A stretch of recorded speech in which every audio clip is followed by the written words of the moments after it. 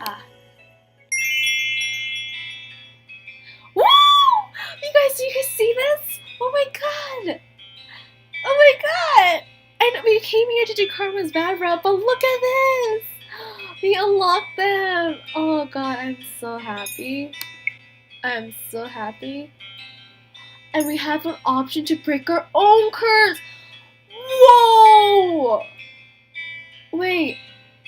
Oh my god. That's so cool! Okay guys, this is change of plans. Change of plans. So basically I'm gonna do Rumples. And then I'll do Fritz. And now the decision is between whether I should do Waltz first or I can bring my own curse route first.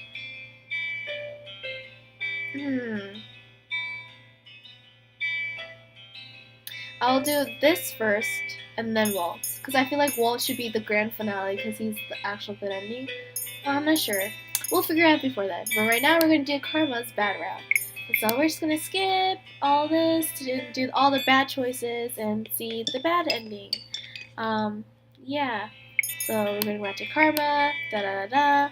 It's been a while. We can just do a lot of skipping. As I was saying, like, and we choose. Okay, Karma, here we go.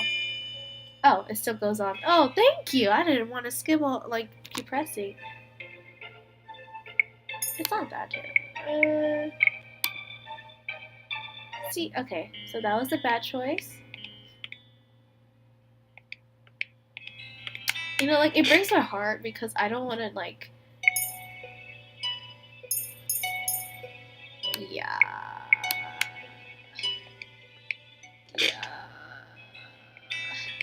I think I already did his, or he did that option, or else it wouldn't let me skip. God. Well, I did. Okay. Well, I did say I needed some fresh air. No point in backing out now. I walked to the front door. Princess? Trying to see Delora looking at me with amusement flickering in her eyes. Princess, what are you doing? Getting some fresh air. It's dangerous at night, you know. You can't just keep me inside like some caged bird. I didn't say you had to stay inside. I said it was dangerous. You might need to get your ears checked. Oh, Dolores and her sassiness. Then there won't be any problem with me going out right now. Princess, you only hear what you want to hear. You can't go outside without an escort. I'm not going to go far. Before Dolores can stop me, I walk out the front door and head in the direction of the sounds. You must be the most disobedient princess I've ever met. And you must be the most annoying witch. Jill lets out an undignified snort as she catches up to me. Fine then, we'll go on this little night stroll together. Delora and I found ourselves in the... Oh, okay. So, yeah, okay. So that was one part that we didn't get to do. Oh, gosh.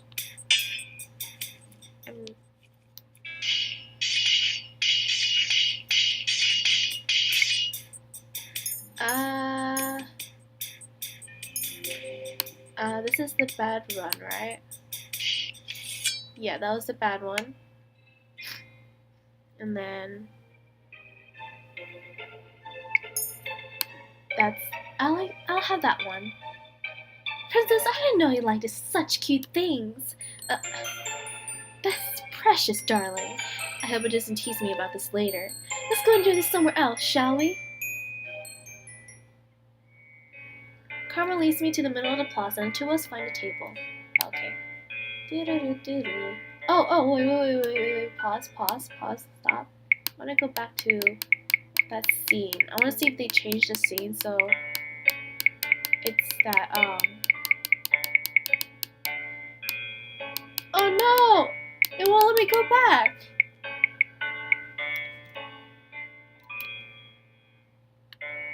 No! Oh, this is what I get for skipping. Sorry, you guys.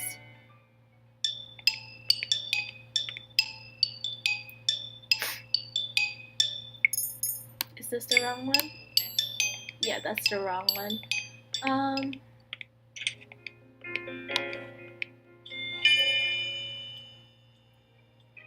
Yeah, I'm sorry, you guys. I I don't really have anything to say because like karma was basically everything was piled up. Like I really like the ending. Like we get to like I have nothing disappointed about like such as Rod's route.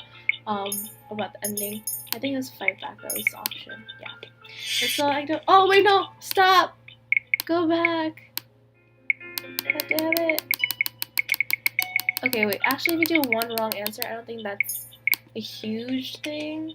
I should have saved. I don't think I'm not gonna get the good route because basically I've been doing that's really weird. I know the cheeks, but that's why I chose it because it's the most weirdest thing on the list.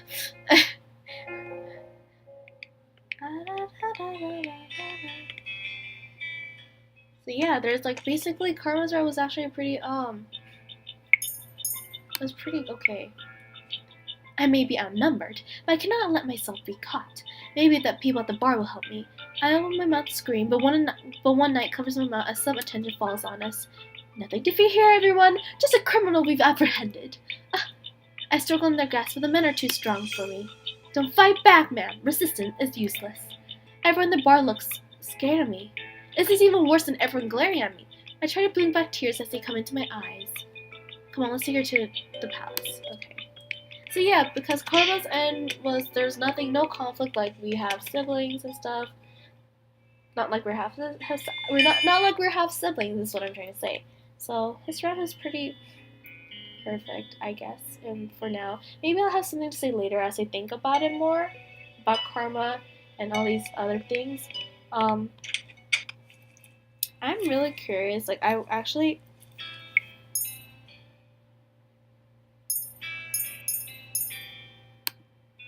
Is that the... Yeah, okay, that was the wrong option.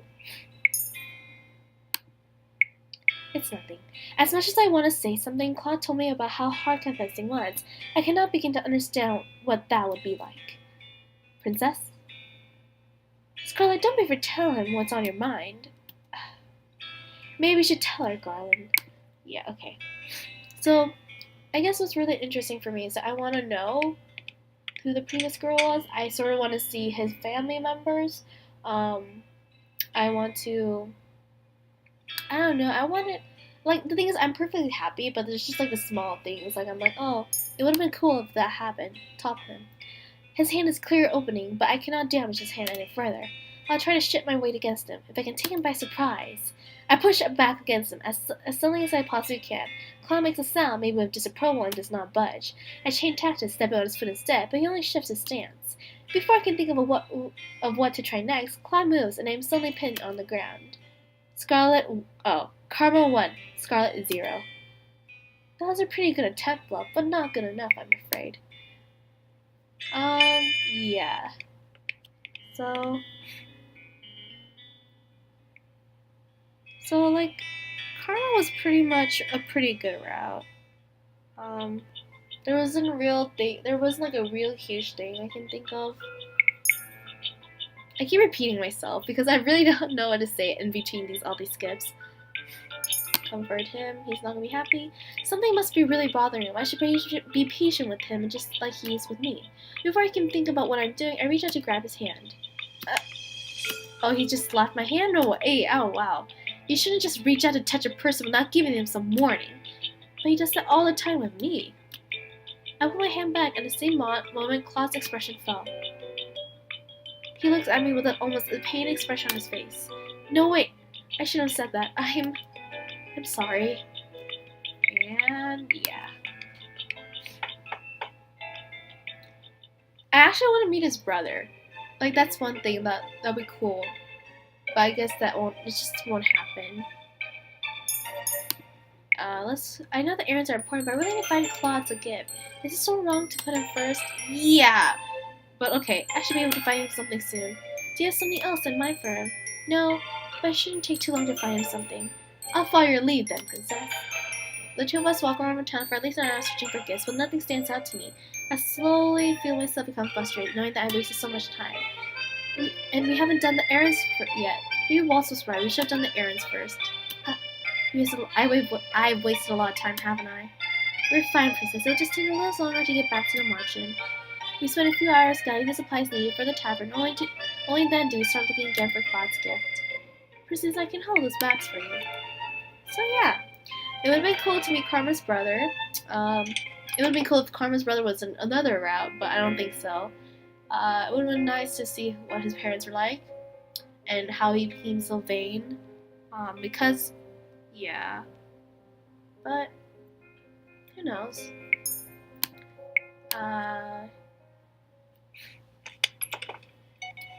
But yeah, I'm really just glad. I think we can just start talking about the next route, Rumple. So Rumple. Oh, I recognize his hand, Klaude. I lift one hand from my sword to touch his hand. The breathing behind me hitches, and then stops as the hand slides off my shoulder. I turn to face him, raising my sword in readiness. But by the time I have turned around, Klaude already has one hand on my wrist, the other on the edge of my sword. As much as I enjoy the feeling of your petite hands, Princess, I would say that you just let your guard down. Klaude removes his hands, allowing me to lower my sword. I'm sorry, Scarlet.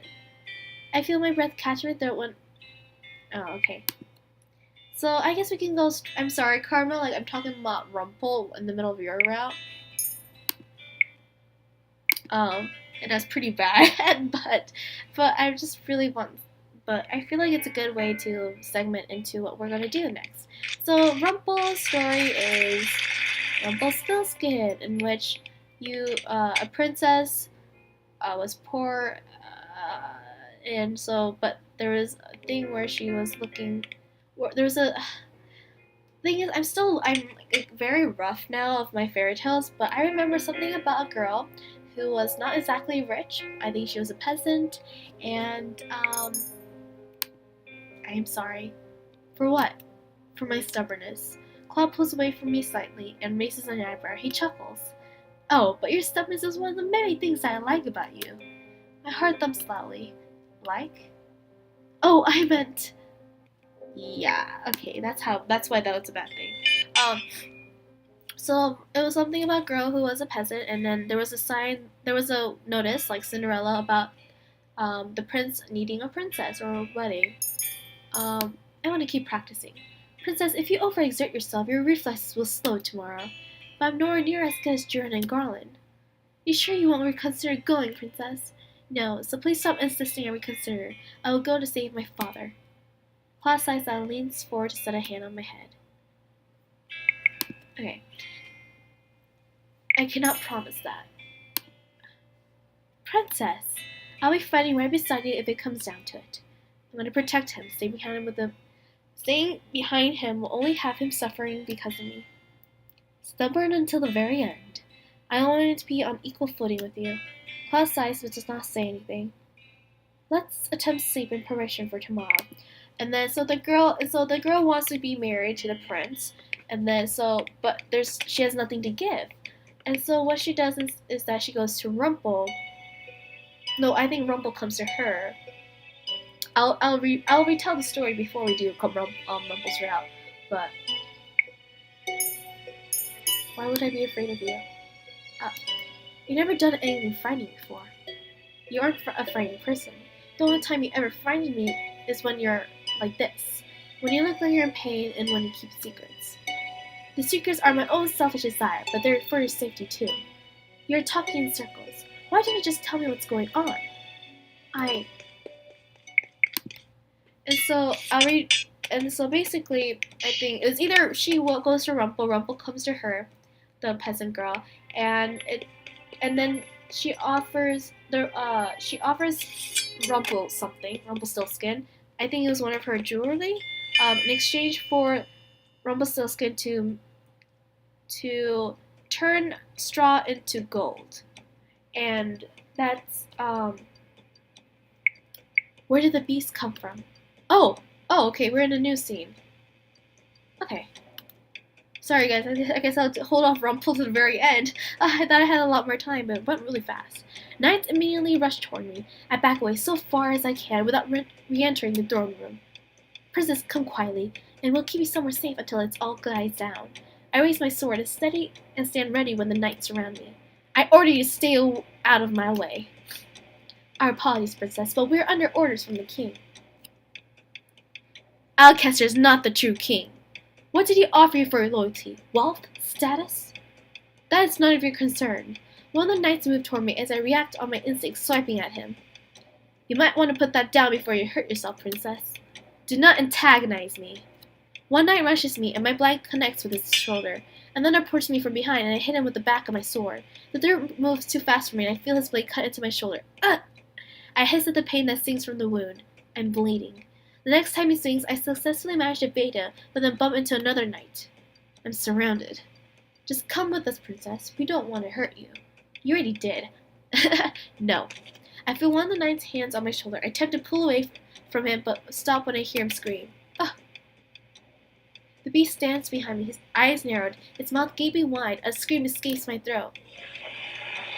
The knights change their focus to attack the beast, but it easily swipes them away as it advances towards me.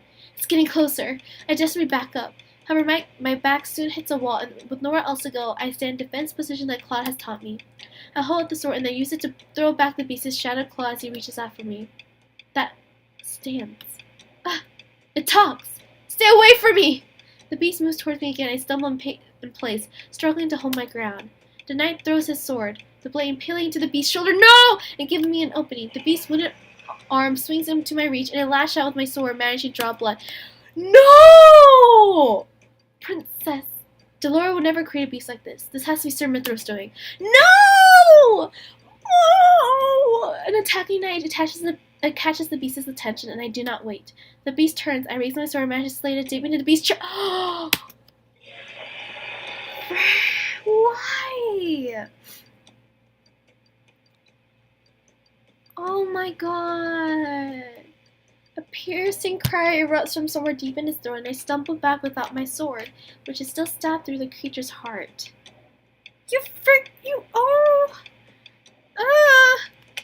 The beast claws to the ground, stares and raises a hand to his chest. The motion reminds me so much of... Right? It was all an illusion. A glimmer of light catches my eye. I freeze as I stare down at the ground.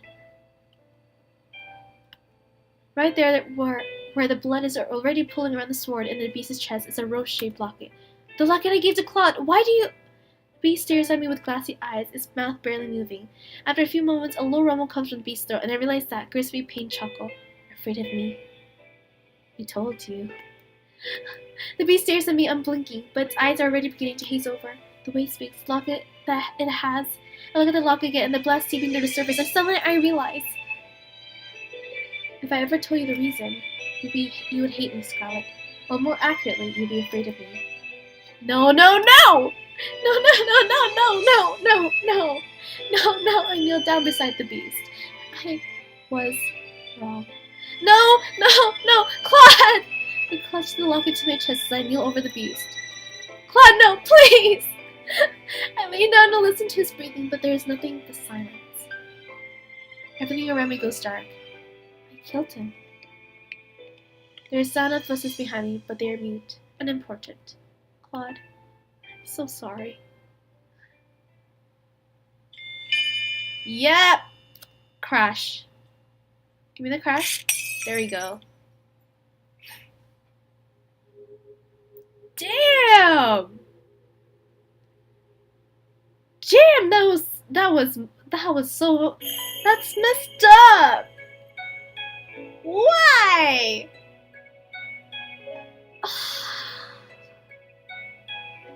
Anyways, that was Karma's bad ending.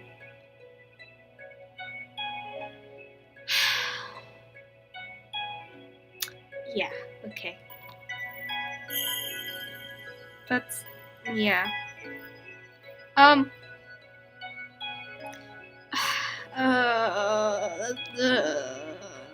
Okay. Anyways, that was actually pretty short. I actually thought there was more backstory, more story behind after the bad ending, but I guess not.